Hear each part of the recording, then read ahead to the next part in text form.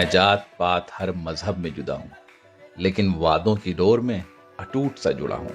हरा हूँ, लाल हूँ, पीला हूँ, पर हर रंग में जाफरानी सा घुला हूँ।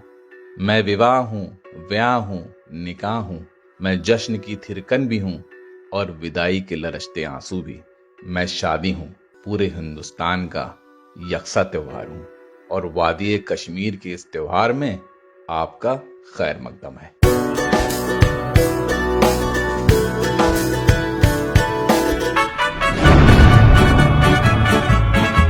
आज जन्नत की शादी का सबसे अहम दिन है, यानी निकाह ख्वानी का दिन।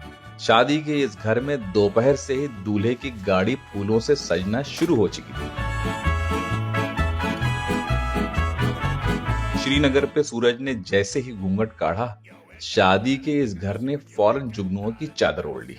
रस्मों के आगाज से पहले मैं तैयार होके दूल्हे के कमरे में दाखिल हुआ तो रेशम के सुनहरे कुर्ते पजामे में तैयार दूल्हा अपनी सुनहरी जरी की बूटियों वाली हल्की गुलाबी शेरवानी में बड़ी नजाकत से जज्ब होने की तैयारी कर रहा था। तो मैंने भी बड़े अदब से दूल्हे की तैयारियों में थोड़ा सा हाथ बटाया। और अगर आप सोच रहे हैं कि मैं कौन हूं, तो मैं हूं गौस बजाज, इस कहानी का सूत्रधार। थोड़ी ही देर में पगड़ी बांधने वाले कमरे में दाखिल हुए तो दस्तारबंदी की रस्म के लिए दूल्हे के वालिद को बुलाया गया। टू बेस्टो हिज ब्लेसिंग्स, एक आशीर्वाद की तरह रख करके हाथ पे रखा। तो अब पगड़ी बांध करके तैयारी हो रही है। बाप ने दुआ देते हुए बेटे के सर पे जैसे ही हाथ रखा, दस्तारबंदी शुरू हो गई। कमरे में बड़ा पाकीज़ी और खामोशी वाला माहौल बन गया। पगड़ी की ये सुनहरी परतें एक के ऊपर एक चढ़ती चली गईं और पगड़ी तैयार हो गई। दूल्हे के भाई ने रस्म के हिसाब से छोटे भाई की शेरवानी के कुछ बटन कसे और कांधे पे गुलाबी परतनुमा स्टोल और सफेद मोतियों की माला गले में डाल के किसी बादशाह की तरह दूल्हा तैयार हो गया। तैयार होते ही मां ने चश्मे बद्दूर कहते हुए बेटे को नजर बद से बचाते हुए लोबानदान के धुएं के साए में लेके आगे बढ़ी।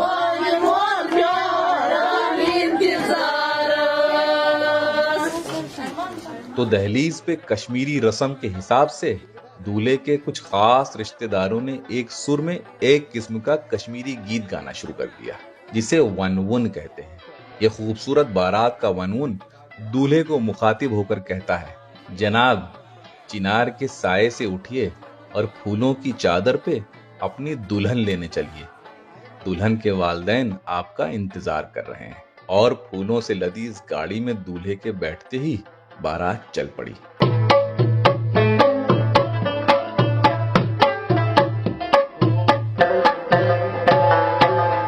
और खुशियों की ये बारात जब दुल्हन के आंगन में दाखिल हुई तो दुल्हन के माँ बाप ने बारातियों का फूलों से इस्तकबाल किया।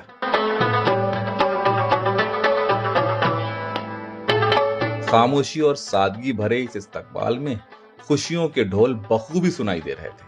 फिर बड़े ही अदब से सभी बारातियों के साथ दूल्हे को इस रोशनी और फूलों से सजे निकाह वाले हॉल में पहुंचाया गया और दूल्हे को हॉल के बीचों बीच रखे इस सोफे पे तशरीफ फरमाने को कहा गया, जिसका आधा हिस्सा एक गुलाबी पर्दे से ढका हुआ था।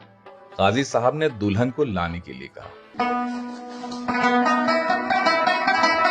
तो दूल्हे की बहन ने हुक्म का फौरन पालन किया।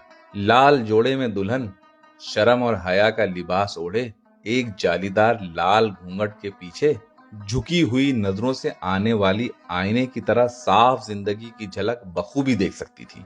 किसी रियासत की मल्लिका की तरह बहनों के बीच उसी जिंदगी की तरफ एक के बाद एक कदम बढ़ाती चली जा रही थी। हॉल में दुल्हन के दाखिल होते ही चकाचौंध सा छा गया, जैसे सारी रोशनियों ने दुल्हन की तरफ ही रुख कर लिया हो। मेहमानों ने एहतराम में खड़े होकर दुल्हन का इस्तकबाल किया और दुल्हन को दूल्हे के पहलू में पर्दे के दूसरे ओर बिठाया गया।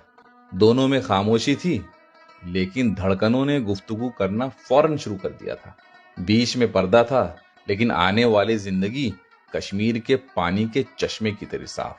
दोनों की इस खामोश गुफ्तगू के दरवाजे को मौलाना साहब ने खटखटाते हुए दुल्हन से आज के इस निकाह ख्वानी के आगाज की इजाजत मांगी। मुझे निकाह पढ़ाने की इजाजत है? नाइब साहब इजाजत है? औज़ु बिल्लाहि मिनश शैतानिर रजीम, बिस्मिल्लाहिर रहमानिर रहीम। इजाजत मिलते ही उन्होंने निकाह की अहमियत के बहुत ही खूबसूरत बयान दिए और बताया निकाह आधा दीन है और कबूल करने से दफन होने तक मुसलसल मियाँ और बीवी दोनों इबादत में रहते हैं। मेरा तो नजरिया ही बदल गया इस रिश्ते को लेकर। और फिर कुछ दुआओं के बाद अब दूल्हे से पूछा, क्या आपको ये निकाह कबूल है? कबूल किया। कबूल है की आवाज गूंजते ही दूल्हा दुल्हन के लिए पूरी महफिल ने दुआएं मांगी।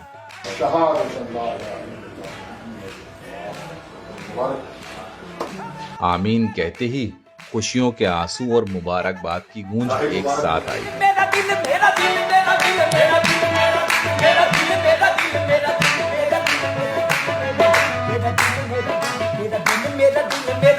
निकाह नामे पे दस्तखत होते ही पर्दे हटा दिए गए, फासले मिटा दिए गए और दूल्हा दुल्हन एक दूसरे में ऐसे गुम हो गए जैसे ये महफिल है ही नहीं।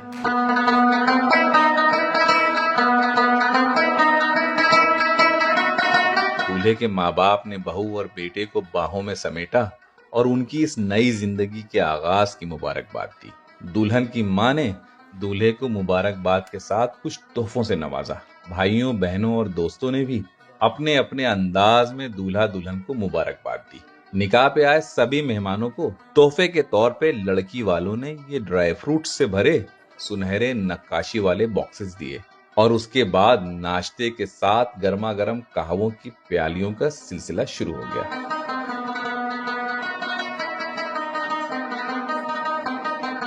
आगे की इस शाम में तस्वीरों और मुबारकबाद का सिलसिला यूं ही चलता रहा। कुछ देर में वाजवान के जबरदस्त जायकों की खुशबू पूरे हॉल में घूमते हुए खाने की तरफ आने की दावत देने लगी। कोविड गाइडलाइंस को मद्देनजर रखते हुए यहाँ त्रामियों में वाजवान नहीं परोसा गया, लेकिन वाकई वाजवान का हर एक जायका नायाब, बहुत ही खूबसूरत। वाजवान से तो मुझे इश्क हो गया है। खाने के बाद विदाई की तैयारियां होने लगी। दुल्हन की दोनों बहनों ने लाल पश्मीना शॉल से दुल्हन का चेहरा ढकते हुए एक लंबा सा घूंघट डाला और दोनों बाजुओं को हल्की दबिश देते हुए दोनों बहनों ने अपनी नाजों से पली इस बहन को आहिस्ते से उठाया और दूल्हे की इस अमानत को उनकी भाभी के हवाले किया। और एक बहन ने सामान तो दूसरी ने कुरान लेके बहन के इस छोटे मगर भारी सफर में आखिर तक साथ दिया। दुल्हन की घूंघट से झांकती आंसुओं से धुंधली नजरें बस बिलखने को तैयार थी। कहती, अम्मा अब्बा बस एक बार और सीने से लगा लो, अपने इस लखते जिगर को भींच लो, मींच लो, जाने न दो, मेरे आंसुओं को एक बार फिर से पोंछ दो। ये विदाई जमाने का कैसा दस्तूर है, एक बार फिर से उंगली पकड़ के ये दहलीज पार करा दो। अब्बा अम्मा एक बार और सीने से लगा लो, भींच लो, मींच लो, जाने न दो। दूल्हे ने दुल्हन के माँ बाप से चलने की इजाजत मांगी तो उन्होंने दूल्हे को गले से लगा के अपने लखते जिगर को हमेशा खुश रखने की गुजारिश की।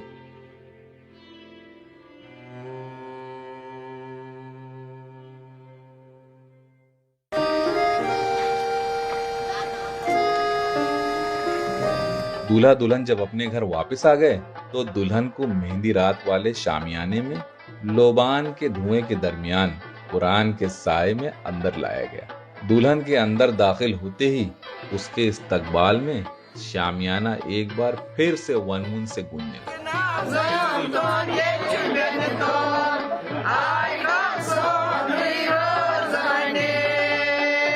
और कश्मीरी अदब के एतबार से दुल्हन का घूंघट दूल्हे की मां ने उठाकर मुंह दिखाई की रस्म की अदायगी की। दुल्हन को देखते ही सबने माशाअल्लाह कहा और अपने इस नए कुनबे में शामिल होने की खुशी दुल्हन की मुस्कुराहट में बखूबी झलक रही थी।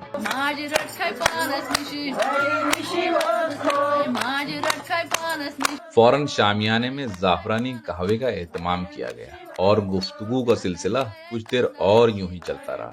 गरम कहवे की चुस्कियों के साथ मैं सोच रहा था, वाकई जन्नत की ये शादी नायाब है। आज के इस निकाह का हर एक लम्हा मैं कभी नहीं भूलूंगा। कल शायद आज ना हो, जाने फिर ऐसी शाम कब हो। इस एहसास को छोटे से दिल में समेट लूं आज। शायद कल ऐसी शाम तो हो, लेकिन उस शाम में हम ना हो। मैं जा रहा हूं अब आराम करने, क्योंकि कल वलीमा है और वाजवान की तैयारियां सुबह से ही शुरू हो जाएंगी। कल के वलीमे में आप सबकी दावत है। आपका खैर मकदम।